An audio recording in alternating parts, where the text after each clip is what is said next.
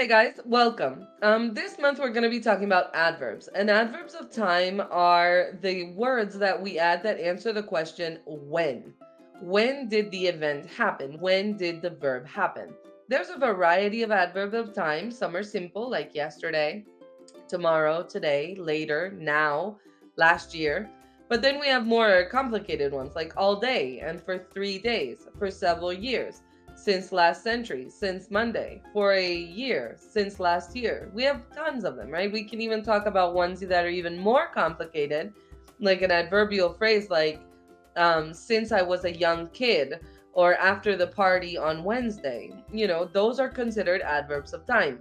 When they're more than one word, we're going to call them an adverbial phrase because it's a frase adverbial, ¿verdad? Porque es una frase que sirve como adverbio.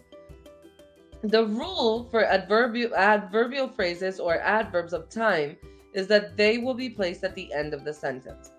They will be at the end of the sentence. So we're not going to say, tomorrow I will go to the mall. We're going to say, I am going to go to the mall tomorrow. We're not going to say, yesterday I was happy. We're going to say, I was happy yesterday. In Spanish, we put these adverbs at the beginning. Ayer yo andaba súper triste. Ayer yo andaba súper feliz, right? But in English, we're going to put them at the end. I was sad yesterday. I was happy yesterday, Is that understood? If you have any questions, let us know. When we're talking about adverbs of time that answer the question when, we have to be careful with the following adverbs: for, since, ago, and during. For is when we're talking about a period of time. For is 5 years, for 10 minutes, for 6 months. When we're talking about a period of time, we're going to use for. Since is when we're talking about the beginning of an action. We're not focusing on how long the action occurred, but when it started. So since 2016, since last month, since Monday, since 5 minutes ago, right? Okay, ago is used with a specific date, okay? 6 years ago, 5 years ago, 3 days ago. So esto es hace cuánto ocurrió una acción, ¿verdad? No estamos hablando del principio, sino que cuándo ocurrió, ¿verdad? During es utilizado con un sustantivo para decir durante aquella cosa. During the week, during the event, during the month, during my teaching career, right? Entonces vamos a usar during junto con un sustantivo.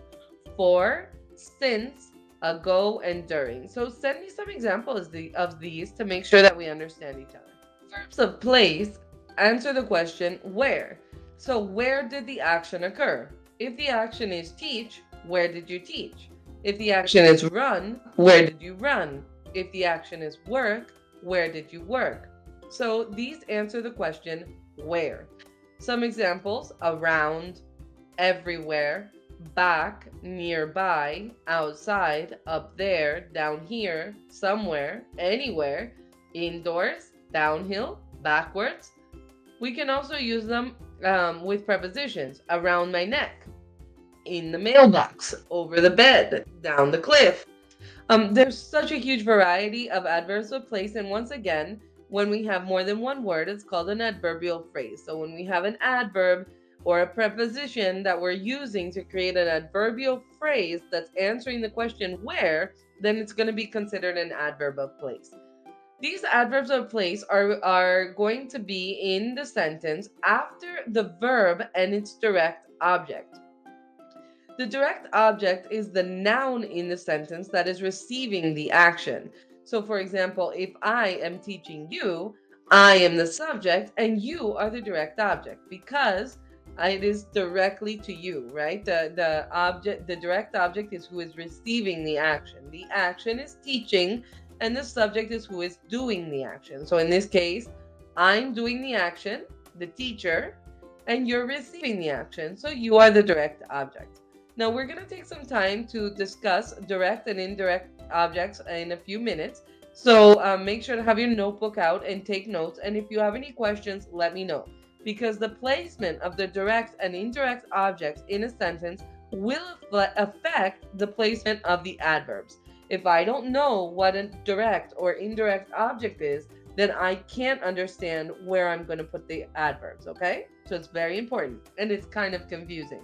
So make sure to look at it and let me know if you have any questions. Hi, welcome. We're going to talk about direct and indirect objects in this video. It's interesting because direct and indirect objects are very confusing, but they're also very important for us to define certain areas of syntax in our sentences. So it's important to understand the difference between the subject and the predicate. So the subject is what the sentence is about. So we're going to put subject here on the screen, subject. The subject is the person, for example, my family. It can be one person, it can be two people. A subject can actually be pretty complicated. It can be like, for example, my mother and my father.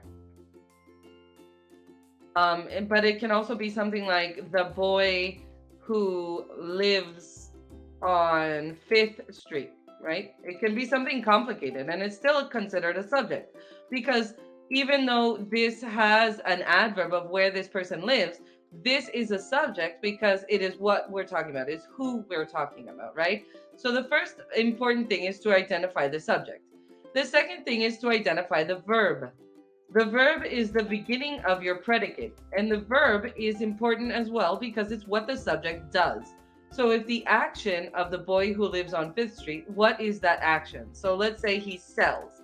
We're going to talk about this boy on 5th Street who sells. What does he sell, right?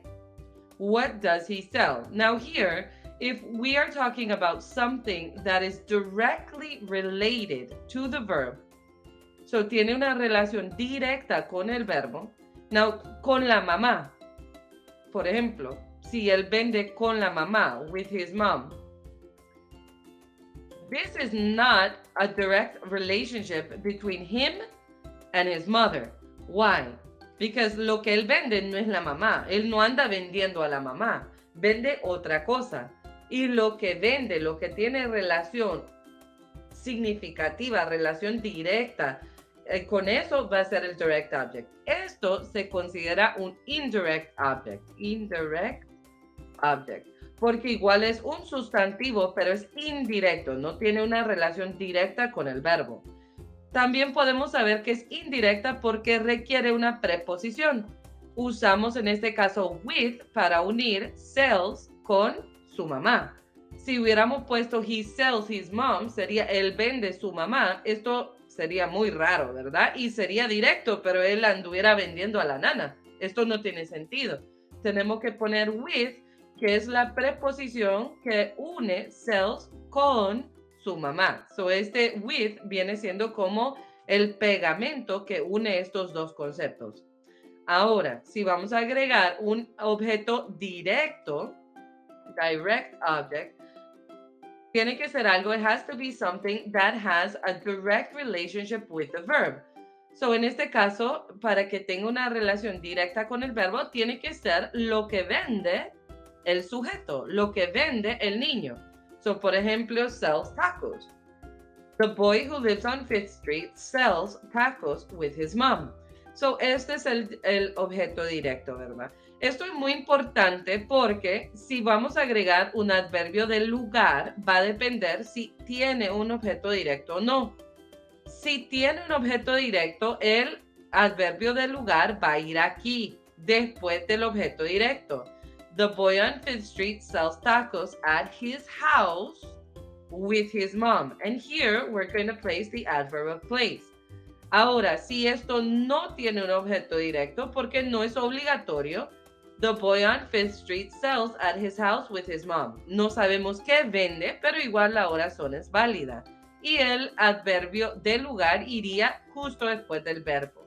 No iría después del objeto indirecto porque esto va después, ¿verdad? La regla dice que el adverbio del lugar va después del verbo y si hay un objeto directo, va después del objeto directo. So this is how you identify an indirect and a direct object. We ask two questions. One, ¿tiene una relación directa con el verbo? Como en este caso. Y número dos, Busquemos las preposiciones. Los sujetos que tienen preposiciones no se consideran objetos directos en la mayoría de los casos, aunque hay excepciones, ¿verdad? Pero 85% del tiempo, si tenemos una preposición, no va a ser un objeto directo, ¿verdad? Muy bien. So take a look at these examples.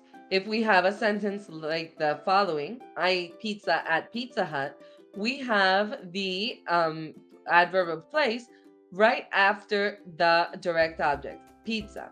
Now I can say I ate at Pizza Hut and have no direct object, but because there is a direct object, it will not be I ate at Pizza Hut pizza. The correct syntax would be I ate, verb, direct object, I ate pizza, and then the adverb of place, I ate pizza at Pizza Hut. If we have an indirect object as well, for example, with my friends, in this context of this sentence, where would that go? Well, that's going to go after the adverb of place. So first, we're going to put the subject, I, and then we're going to put the verb, ate. What did you eat? Pizza. Where? At Pizza Hut. With who? With my friends. If there was an adverb of time, we would add it at the end, on Wednesday, on Thursday. So that syntax or that order in which the sentence is developed is very important so that you can sound natural and have fluent English, okay? So be the subject first, I, then the verb, ate. What did you eat? Pizza, which would be the direct object. Where? At Pizza Hut. Very good. Then the indirect object, with my friends. When? On Wednesday. And the sentence ends up being, I ate pizza at Pizza Hut with my friends on Wednesday. And it's a big, long sentence that's all placed correctly. Okay, these rules seem fastidious, annoying, but they're really not. You need to learn them so that in the end, your English sounds natural and very advanced. Okay? Any questions? Let me know.